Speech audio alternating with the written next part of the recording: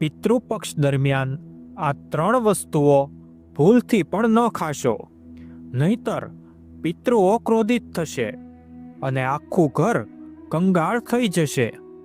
મિત્રો, તાજેતરમાં જ અમારા ગુરુજીએ ચંદ્રગ્રહણ વિશે ખૂબ જ સારી જાણકારી આપી છે.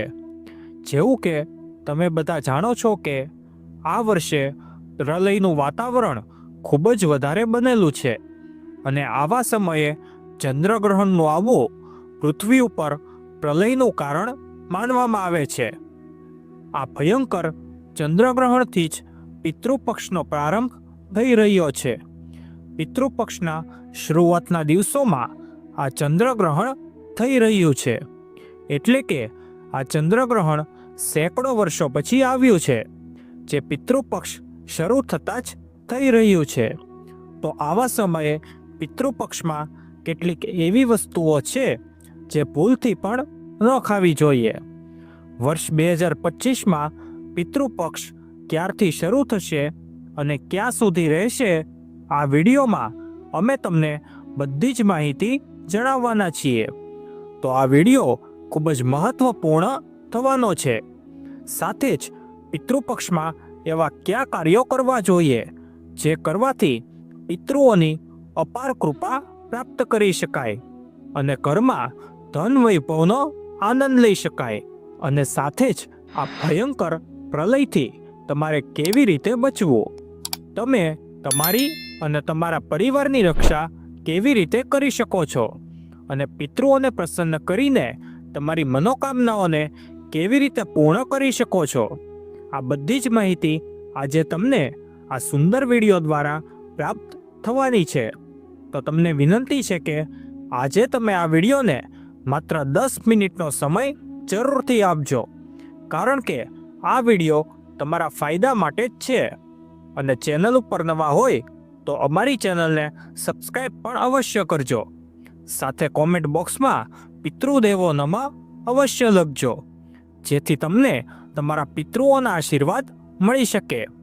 અને હા મિત્રો, કોમેન્ટ બોક્સમાં તમારું નામ અને રાશિ પણ લખી નાખજો, જેથી અમે રાશિ અનુસાર તમારું ભાગ્ય જોઈને તમને તમારા ભાગ્યોની સાથે જોડાયેલી માહિતી જણાવી શકીએ. મિત્રો, હિન્દુ પંચાંગ અનુસાર ભાદ્રપદ માસની પૂનમની તિથિએ પિતૃપક્ષનો પ્રારંભ થાય છે, જે અશ્વિની માસની અમાસ સુધી ચાલે છે, જેને સર્વ પિતૃ અમાસ તરીકે પણ ઓળખવામાં આવે છે. આવા સમયે તમારે કઈ વસ્તુઓ ખાવી જોઈએ અને કઈ વસ્તુઓ ન ખાવી જોઈએ તે વિશેની સંપૂર્ણ માહિતી તમને પ્રાપ્ત થવાની છે. મિત્રો, 7 સપ્ટેમ્બર રવિવારથી પિતૃપક્ષનો આરંભ થવાનો છે, જે 21 સપ્ટેમ્બર રવિવારના દિવસે સમાપ્ત થશે અને ત્યારબાદ શારદીય નવરાત્રિનો પ્રારંભ થશે. વર્ષ 2025માં 22 સપ્ટેમ્બર અને સોમવારથી શારદીય નવરાત્રિનો આરંભ થશે. તો મિત્રો, બાળકો, વૃદ્ધો અને યુવાનો બધાએ આ પિતૃપક્ષ દરમિયાન કેટલીક એવી ભૂલો છે જે ભૂલથી પણ ન કરવી જોઈએ અને કેટલીક સાવધાનીઓનું જરૂરથી પાલન કરવું જોઈએ. મિત્રો, એવી માન્યતા છે કે મૃત્યુના દેવતા યમરાજ પણ ક્ષાત પક્ષમાં પિતૃઓને મુક્ત કરી દે છે, જેથી તેઓ પોતાના સ્વજનોને મળીને તર્પણ ગ્રહણ કરી શકે. પિતૃઓ જે હોય છે તે તમારા જીવનમાં કલ્યાણ કરનારા હોય છે. પિતૃઓ નારાજ થવાથી ઘરમાં ખૂબ જ ભયંકરથી ભયંકર પરેશાનીઓનો સામનો કરવો પડે છે. ભાદ્રપદની પૂનમે પિતૃઓ ધરતી ઉપર આવી જાય છે અને 16 દિવસ સુધી ધરતી ઉપર જ રહે છે અને શ્રાદ્ધ, તર્પણ અને પિંડદાન ગ્રહણ કરે છે. મિત્રો, સર્વે પિતૃ અમાવસની રાતે જ્યારે પિતૃઓ પાછા જાય છે ત્યારે તમને ખૂબ જ આશીર્વાદ આપીને જાય છે. જો તમે તેમના સ્વાગતમાં કોઈ કમી નથી છોડતા, તેમના આદરમાં કોઈ કમી નથી છોડતા, તો આખા વર્ષ દરમિયાન ધન અને વૈભવની ક્યારેય પણ કોઈ કમી નથી આવતી. સાથે જ વંશવૃદ્ધિના આશીર્વાદ પણ પ્રાપ્ત થાય છે. 16 દિવસના આ પિતૃપક્ષ દરમિયાન કેટલીક એવી ભૂલો છે જે ભૂલથી પણ ન કરવી જોઈએ અને કેટલાક એવા કામ છે જે જરૂરથી તમારે કરવા જોઈએ. 16 દિવસોમાં પિતૃઓની આત્માની શાંતિ માટે પિંડદાન, શ્રાદ્ધ, તર્પણ અને કર્મ કરવામાં આવે છે. તો પિતૃઓ માટે શ્રદ્ધાથી કંઈક સમર્પિત કરવું એને જ શ્રાદ્ધ કહેવાય છે. આ 16 દિવસો પિતૃઓને પ્રસન્ન કરવાની સાથે સાથે તેમની કૃપા અને આશીર્વાદ મેળવવાનો સૌથી ખાસ દિવસ માનવામાં આવે છે. મિત્રો, જેવું કે તમે બધા જાણો છો કે પિતૃપક્ષ દરમિયાન કોઈ પણ શુભ અને માંગલિક કાર્ય કરવામાં આવતા નથી. શાસ્ત્રોમાં પિતૃપક્ષના ઘણા બધા નિયમો જણાવવામાં આવ્યા છે. જો તમે તે નિયમોનું યોગ્ય વિધિ અને વિધાનથી પાલન કરો છો તો તમને ક્યારેય પણ જીવનમાં પિતૃદોષ લાગતો નથી અને ન તો ક્યારેય તમારા પિતૃદેવ તમારાથી નારાજ થાય છે. પિતૃપક્ષ દરમિયાન શુભ અને મંગલ કાર્ય કરવાની સાથે કેટલીક એવી વસ્તુ પણ છે જેનું સેવન જો તમે પિતૃપક્ષ દરમિયાન ભૂલથી પણ કરી લો છો તો તમારા પિતૃઓ તમને કંગાળ થવાનો અભિશાપ આપે છે. મિત્રો, એટલા માટે આજનો વિડીયો મહત્વપૂર્ણ થવા જઈ રહ્યો છે. એટલા માટે આજે માત્ર 10 મિનિટનો સમય કાઢીને જરૂરથી આ વિડીયોને જોઈ લેજો. પિતૃપક્ષમાં બ્રાહ્મણોને ભોજન કરાવવામાં આવે છે, પંચબલી આપવામાં આવે છે.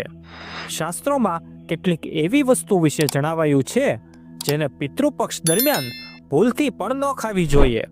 આવી વસ્તુઓ ખાવાથી માત્ર પિતૃઓ જ નારાજ થતા નથી, પરંતુ ઘરમાં પણ ઘણી બધી પરેશાનીઓ આવી જાય છે. આ દરમિયાન તમારે આ વસ્તુઓનું સેવન બિલકુલ પણ ન કરવું જોઈએ.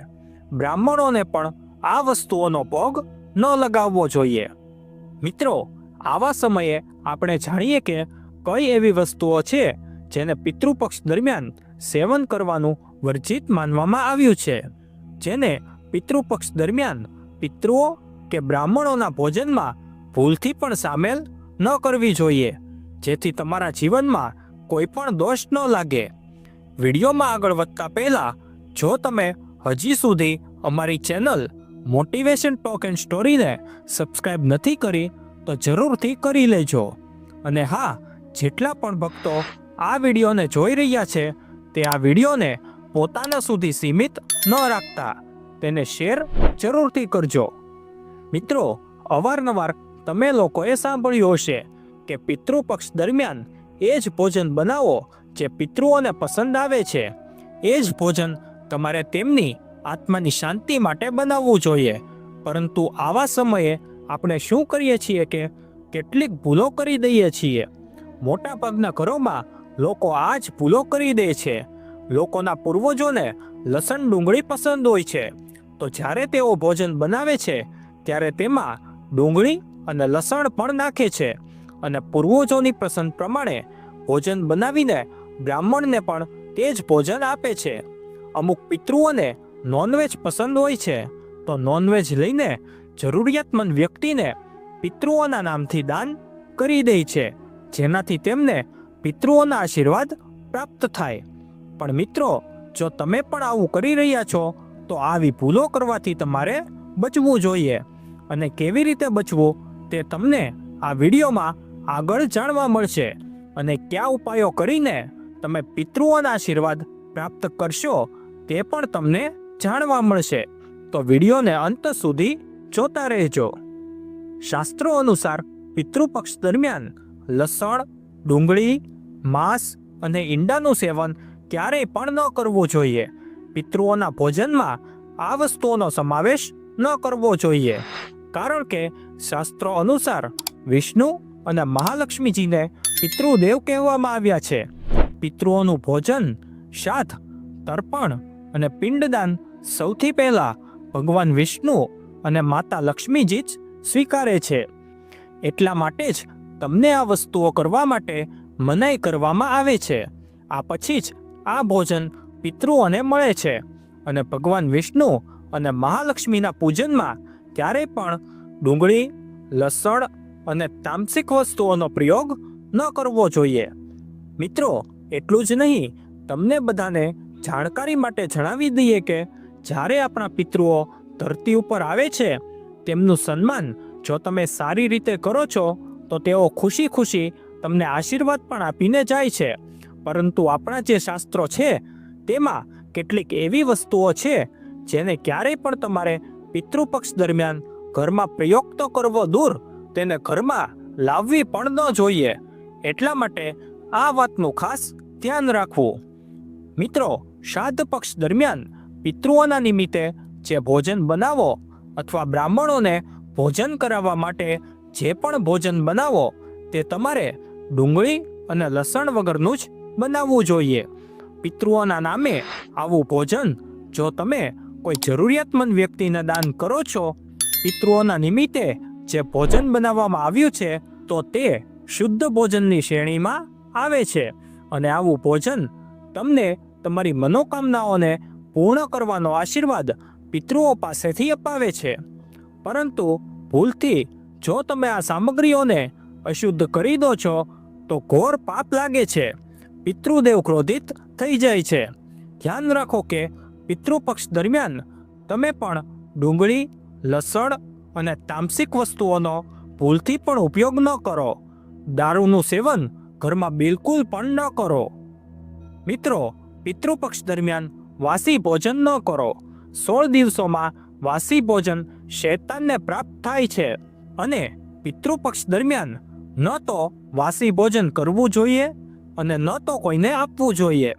જો કોઈ જરૂરિયાતમંદ વ્યક્તિ તમારા દરવાજે આવ્યો હોય અને તમે તેને જો વાસી ભોજન આપી દો છો તો શાસ્ત્રોમાં એવું કહેવામાં આવ્યું છે કે પિતૃપક્ષ દરમિયાન જ્યારે પિતૃઓ કોઈ પણ સ્વરૂપમાં તમારા દરવાજે આવે છે અને આવા સમયે તમે તેમને વાસી ભોજન આપો છો તો પિતૃઓ તમને પોતાનો શાપ આપીને જાય છે, જેનાથી ભયંકર પિતૃદોષ લાગે છે. તો આ વાતનું વિશેષ ધ્યાન રાખવું જોઈએ. તમે જ્યારે પણ ભોજન કરો છો, જે રીતે તમે ભોજન કરો છો બરાબર તે જ રીતે ભોજન તમારે સામેવાળા વ્યક્તિને આપવું જોઈએ. મિત્રો, પિતૃપક્ષ દરમિયાન પોતાના માટે વસ્ત્રો ખરીદવા જોઈએ નહીં. આ 16 દિવસમાં વસ્ત્રોનું દાન કરી શકો છો, પરંતુ પોતાની માટે વસ્ત્રો ખરીદવા પણ આપણા શાસ્ત્રોમાં વર્જિત માનવામાં આવ્યું છે. આ દિવસે વસ્ત્રો ખરીદવા અશુભ માનવામાં આવે છે. પિતૃપક્ષ દરમિયાન પતિ પત્નીએ એકબીજાથી દૂર રહેવું જોઈએ, કારણ કે આ દરમિયાન આપણા પિતૃદેવ આપણા ઘરની અંદર જ હાજર રહે છે. જો તમે આવું કરો છો તો પિતૃઓ નારાજ થઈને જતા રહે છે અને ઘરમાં ક્યારેય પણ પાછા આવતા નથી, જેનાથી તમારા વંશવૃદ્ધિમાં પરેશાનીઓ આવી જાય છે, અવરોધો આવી જાય છે. તેથી આ 16 દિવસોની અંદર ખુશી ખુશી પિતૃઓનું સ્વાગત કરો અને તેમના આશીર્વાદ પ્રાપ્ત કરો. અને મિત્રો, પિતૃપક્ષમાં પિતૃઓનું ભોજન બનાવતી વખતે ભોજનમાં ચોખા, દાળ અને રોટલી જરૂર બનાવો. પિતૃઓ માટે હંમેશા પાકેલું ભોજન જ બનાવો. પૂરી, કચોરી, પરાઠા વગેરે પણ બનાવો. હલવો, પૂરી, ખીર વગેરે પણ બનાવો. પિતૃઓને ખીર પસંદ આવે છે. ખીર બનાવીને આપણે પિતૃઓના ખૂબ જ બધા આશીર્વાદ લેવા જોઈએ. તમે પોતે આવા સમયે દાળ, ચોખા, રોટલી વગેરે પણ ખાઈ શકો છો, પરંતુ પિતૃઓને આ વસ્તુઓ ન આપો. યાદ રહે કે પિતૃઓ માટે જે ભોજન બનાવો, બ્રાહ્મણોને જે ભોજન કરાવો તે પાક્કું ભોજન જ હોવું જોઈએ. જેમ કે પૂરી, ખીર, મગની દાળ, કચોરી અને જલેબી જેવી વસ્તુઓનો ભોગ લગાવો. પરંતુ યાદ રહે કે પિતૃપક્ષ દરમિયાન ઘરમાં મસૂરની દાળ ન ખાવી જોઈએ, એવું આપણા શાસ્ત્રોમાં કહેવામાં આવ્યું છે. મિત્રો, મસૂરની દાળ ઉપરાંત પિતૃપક્ષ દરમિયાન કાળું મીઠું અને કાળું જીરુંનું સેવન પણ ન કરવું જોઈએ અને ન તો બ્રાહ્મણના ભોજનમાં આ વસ્તુઓનો સમાવેશ કરવો જોઈએ.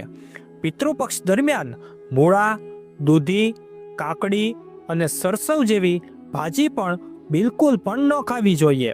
શ્રાદ્ધ પક્ષમાં આ વસ્તુઓ ખાવી અને ખવડાવવી બંને વર્જિત માનવામાં આવે છે. શ્રાદ્ધ પક્ષ દરમિયાન પિતૃઓના ભોજનમાં લીંબુ નાખવામાં આવતું નથી. તમે પોતે લીંબુનું સેવન કરી શકો છો, પરંતુ પિતૃઓના ભોજનમાં અને બ્રાહ્મણના ભોજનમાં લીંબુ ન નાખો. પિતૃપક્ષ દરમિયાન કેટલીક તાંત્રિક ક્રિયાઓ પણ કરવામાં આવે છે. એટલા માટે આ દરમિયાન દૂધ, દહીં અથવા સફેદ ખાદ્ય પદાર્થો જેવા કે સફેદ રંગની મીઠાઈ, બરફી વગેરેનું સેવન ન કરવું જોઈએ. પરંતુ હા, આ વસ્તુઓ તમે પોતાના ઘરમાં જ બનાવીને ખાઈ શકો છો. જો કોઈ તમને આ વસ્તુઓ આપે છે તો તમારે પિતૃપક્ષ દરમિયાન આવી વસ્તુઓ ક્યારેય પણ કોઈની પાસેથી ન લેવી જોઈએ. મિત્રો, પિતૃપક્ષ દરમિયાન ગાયના દૂધનું સેવન કરવાથી બચવું જોઈએ. ખાસ કરીને તે ગાય જેણે તાજેતરમાં જ પોતાના વાછરડાને જન્મ આપ્યો હોય તેવી ગાયના દૂધનું સેવન ભૂલથી પણ ન કરો. પિતરપક્ષ દરમિયાન ખીર અવશ્ય બનાવવામાં આવે છે અને ખીરનો પિતૃઓ અને બ્રાહ્મણોને ભોગ લગાવવામાં આવે છે. એટલા માટે તમે પિતૃપક્ષ દરમિયાન દૂધમાંથી જ ખીર બનાવીને તેનો ભોગ લગાવીને પ્રસાદના રૂપમાં તેને ગ્રહણ કરી શકો છો. પરંતુ ખાલી દૂધનું સેવન ન કરો અને પિતૃપક્ષ દરમિયાન કઢી બનાવવી અને ખાવી પણ વર્જિત માનવામાં આવે છે. આ વાતનું વિશેષ ધ્યાન રાખવું જોઈએ. પિતૃપક્ષ દરમિયાન તમારે કળખીની દાળનું સેવન પણ ન કરવું જોઈએ. ધ્યાન રાખો કે પિતૃપક્ષ દરમિયાન તમે પિતૃઓ માટે જે ભોજન બનાવો તે ભોજનમાં તલ અવશ્ય નાખો. પિતૃપક્ષમાં જે પિતૃઓનું ભોજન બનાવો, બ્રાહ્મણોને જે ભોજન કરાવો કે પછી પંચવલી લગાવો કે કોઈ પણ જરૂરિયાતમંદ વ્યક્તિને પિતૃઓના નામે ભોજન આપો, તે ભોજનમાં થોડા કાળા તલ અવશ્ય નાખો. શાસ્ત્રો અનુસાર જે ભોજનમાં કાળા તલ હોય છે તે ભોજન પિતૃઓ ગ્રહણ કરે છે. પરંતુ જે ભોજનમાં કાળા તલ નથી હોતા તેને ભૂત અને પિશાચ ગ્રહણ કરે છે. એટલા માટે આ વાતનું વિશેષ ધ્યાન રાખો. મિત્રો, પિતૃઓના ભોજનમાં કાળા તલ નાખીને જ તમે પિતૃઓને ભોગ લગાવો. કાળા તલ ભૂત અને પિશાચથી શ્રાદ્ધના ભોજનની રક્ષા કરે છે. એટલે આ વાતનું વિશેષ ધ્યાન રાખો. પિતૃપક્ષ દરમિયાન ભૂલથી પણ પોતાના પાડોશીનું ભોજન ક્યારેય પણ ન ખાવું જોઈએ. પિતૃપક્ષ દરમિયાન ક્યારેય કોઈની પાસેથી ઉધાર પૈસા ન લો અને ન તો કોઈને આપો. આવું કરવું પણ અશુભ માનવામાં આવે છે. એનાથી ઉલટું દેવાનો બોજ વધારે વધી જાય છે. મિત્રો, પિતૃપક્ષમાં કોઈ પણ એવું કાર્ય ન કરો જેનાથી આપણા પિતૃઓ નારાજ થઈ જાય. તમે થોડા જ પ્રયાસથી પિતૃઓને પ્રસન્ન કરી શકો છો. ગરુડ પુરાણ અનુસાર એવા કયા વ્યંજન છે જે તમારે તમારા પિતૃઓ માટે બનાવવા જોઈએ? તો સૌથી પહેલું છે દૂધ અને ખાંડથી બનાવેલી ખીર. હા મિત્રો, પિતૃઓ માટે જો તમે ખૂબ જ બધા વ્યંજન ન બનાવી શકો કે તમારી પરિસ્થિતિ અનુકૂળ ન હોય તો પિતૃઓની તૃપ્તિ માટે તમારે દૂધ અને ખાંડથી બનેલી ખીર અવશ્ય બનાવવી જોઈએ. જેની અંદર તમે ઈચ્છો તો સૂકા મેવા નાખીને પિતૃઓને પીરસી શકો છો. આ વ્યંજનથી તેમને સૌથી વધારે આનંદ મળે છે અને તેઓ પ્રસન્ન થઈને તમારા ઘરના દરવાજેથી પાછા ફરે છે. બીજું છે કોળાનું શાક. ગરુડ પુરાણ અનુસાર કોળાનું શાક પિતૃઓને ખૂબ જ પ્રિય હોય છે. કોળું એક સાત્વિક વ્યંજન છે જે શ્રાદ્ધ પ્રસાદમાં ઘણી વખત પીરસવામાં આવે છે.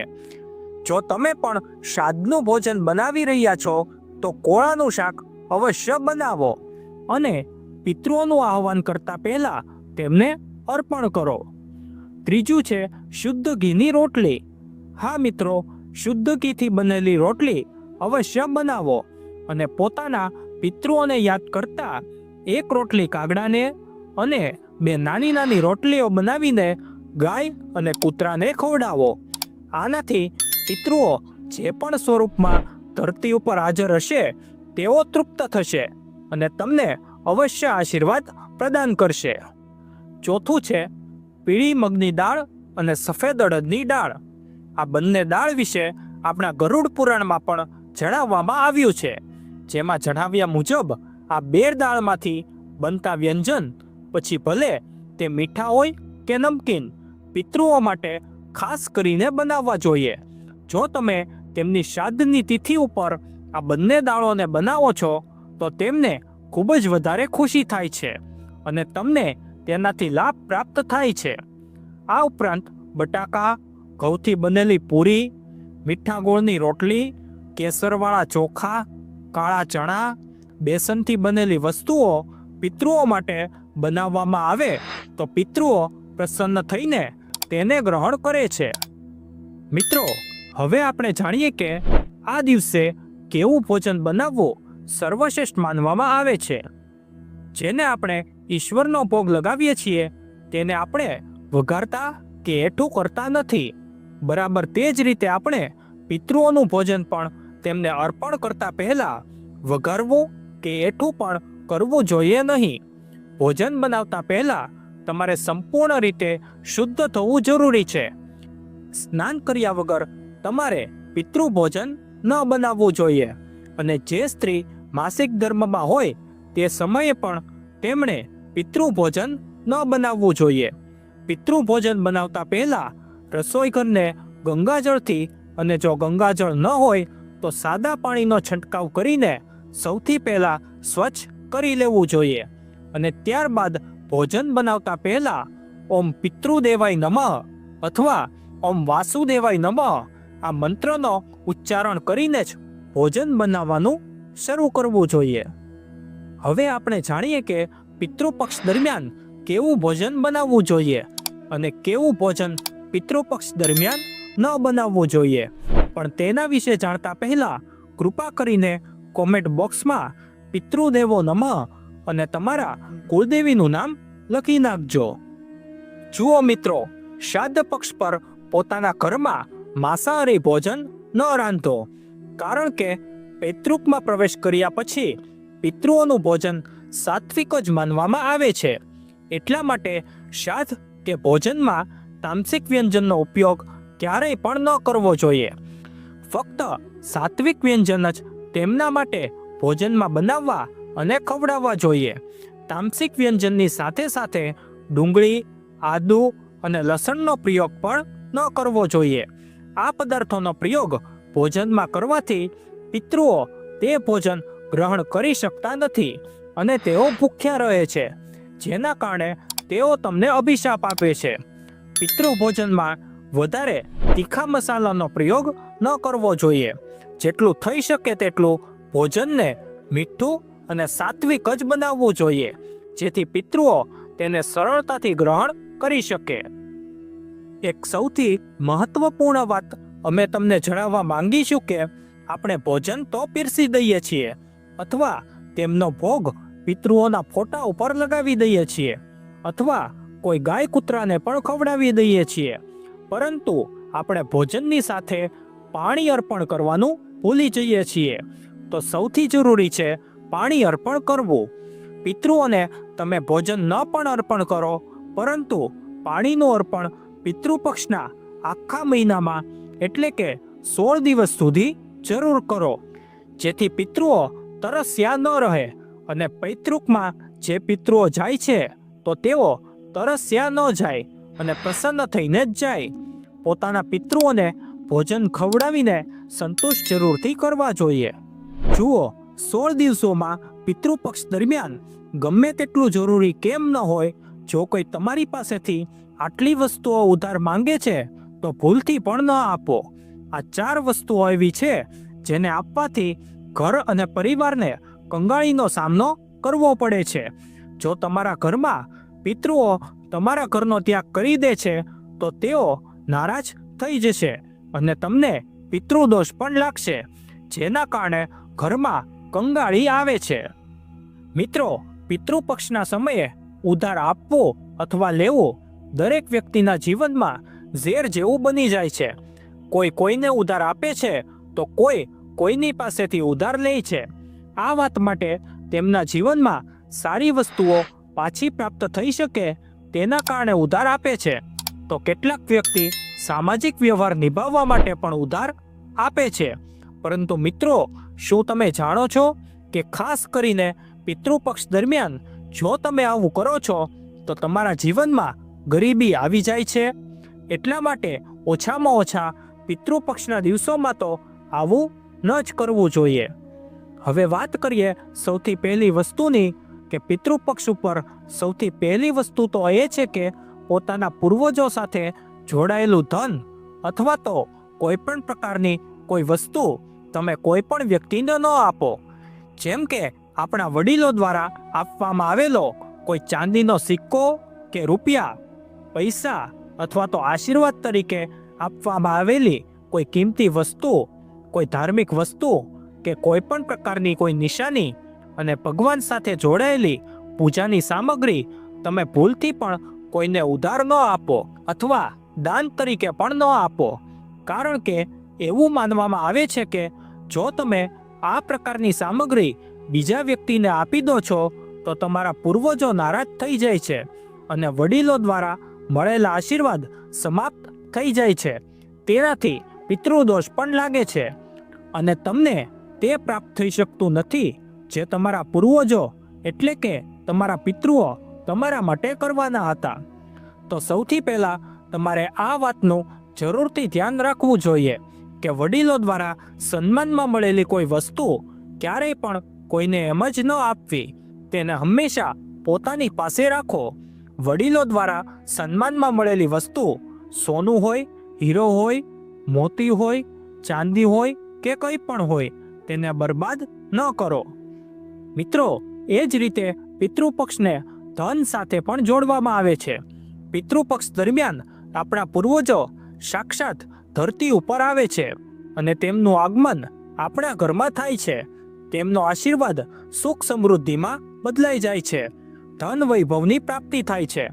તો આ વાતનું તમારે ખાસ ધ્યાન રાખવું જોઈએ કે પિતૃપક્ષ દરમિયાન ભૂલથી પણ કોઈ વ્યક્તિ તમારી પાસેથી પૈસા ઉધાર માંગવા આવે છે તો તમારે તેને ઉધાર પૈસા ન આપવા જોઈએ અને આવા સમયે તમારે કોઈ અન્ય વ્યક્તિ પાસેથી ઉધાર પણ ન લેવું જોઈએ.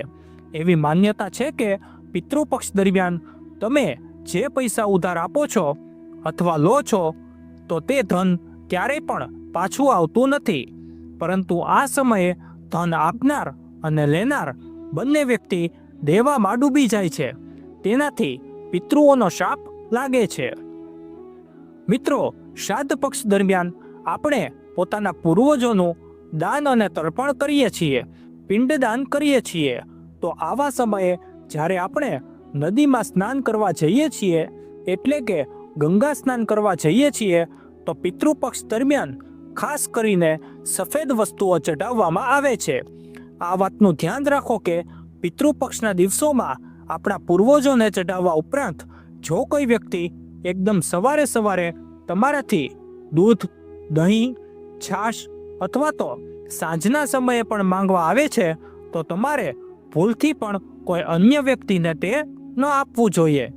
જો તમે પોતાના પૂર્વજોને ચઢાવવા ઉપરાંત કોઈ આવું કામ કરો છો તો તમે પોતાના પૂર્વજોને નારાજ કરી લો છો અને સાક્ષાત તમને પોતાના પિતૃઓના ક્રોધનો સામનો કરવો પડે છે. એટલા માટે પિતૃપક્ષ દરમિયાન લેવડ દેવડ ન કરો. ચોખાની સાથે કાળા તલ ભેળવીને તમે દાન કરો અને એક રોટલીની અંદર થોડો ગોળ નાખીને ગાયને જરૂરથી ખવડાવો. થોડા કાળા તલ નાખીને પણ ખવડાવવાથી પિતૃદોષ દૂર થઈ જાય છે. તાંબાના લોટામાં પાણીમાં થોડું ગંગાજળ ભેળવીને તેમાં થોડા તલ ભેળવીને પીપળાના ઝાડ પર ચડાવવાથી પિતૃદોષ સમાપ્ત થઈ જાય છે અને ક્યારેય જીવનમાં ફરીથી લાગતો નથી.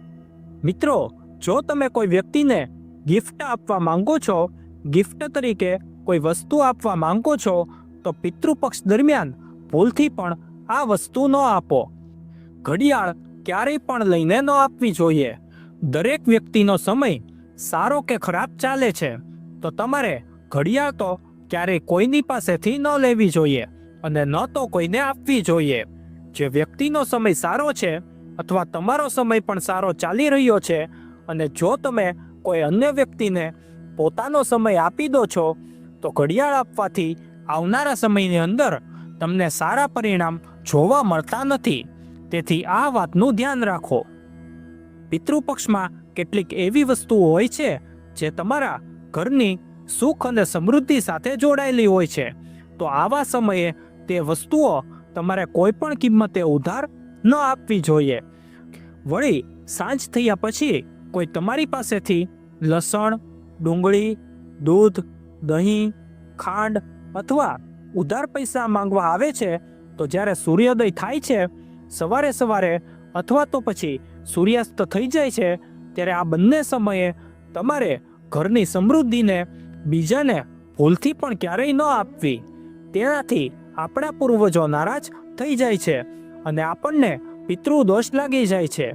એવું માનવામાં આવે છે કે જો તમે આવું કરો છો તો તમારા ઘરમાં સુખ, સમૃદ્ધિ તથા માતા લક્ષ્મી બીજાના ઘરે જતી રહે છે અને તે આપણા પૂર્વજો પણ આપણા ઘરમાં આવતા જ પાછા ફરી જાય છે અને તમને સારું પરિણામ જોવા મળતું નથી. મિત્રો, દાન પુણ્ય કરવું હિન્દુ ધર્મની પરંપરા માનવામાં આવે છે અને દરેક વ્યક્તિ દાન પુણ્ય કરીને પિતૃપક્ષનો લાભ ઉઠાવે છે તથા તેમના આશીર્વાદ પ્રાપ્ત કરે છે. પણ ખાસ કરીને પિતૃપક્ષ દરમિયાન તમારે 2 પ્રકારના વસ્ત્રો ન તો ખરીદીને લાવવા જોઈએ અને ન તો કોઈ વ્યક્તિને આપવા જોઈએ. આમાં એક તો છે સફેદ રંગના વસ્ત્રો અને બીજા છે કાળા રંગના વસ્ત્રો. પિતૃપક્ષમાં સફેદ કપડાનું દાન કરવાથી પૂર્વજો પ્રસન્ન થાય છે, પરંતુ પિતૃ દોષ લાગી જાય છે. તેથી આવા સમયે જો તમે પિતૃપક્ષમાં કાળા કપડાનું દાન પણ કરો છો તો પિતૃઓનો શાપ લાગે છે. આ તમારા જીવનને પ્રભાવિત કરે છે અને આવા સમયે જીવનમાં દુઃખ પાછું આવી જાય છે. તો મિત્રો, તમે આ રીતે પિતૃપક્ષ દરમિયાન આ કાર્યો કરીને તમારા જીવનને સુખમય બનાવી શકો છો. મિત્રો, આજના આ મોટિવેશન ટોક એન્ડ સ્ટોરી ચેનલના માધ્યમથી જે વિડીયો તમારા સુધી પહોંચ્યો છે તેમાં આપવામાં આવેલી માહિતી અને જાણકારી શાસ્ત્રો સાથે સંબંધિત છે. તમે આ કાર્યોને જરૂરથી કરજો અને વિડીયોને લાઈક અને શેર કરીને કોમેન્ટ બોક્સમાં પિતૃદેવાય નમઃ લખી નાખજો. સાથે અમારી ચેનલ મોટિવેશન ટોક એન્ડ સ્ટોરીને સબસ્ક્રાઇબ કરવાનું ન ભૂલતા, જેથી તમને આવી જ જ્ઞાનવર્ધક, સાચી અને સચોટ જાણકારીઓ પ્રાપ્ત થતી રહે.